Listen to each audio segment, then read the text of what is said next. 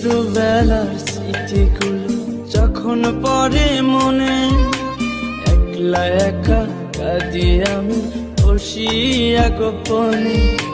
তুই যে ছিলি খেলার সাথে স্কুলেরই প্রেম, সুযোগ বুঝে আমার সাথে খেললি যে তুই গেম।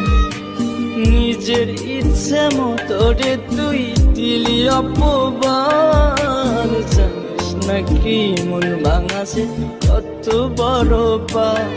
তুই মহাপাপী, তুই অপরাধী, তুই যে লোভী মেয়ে।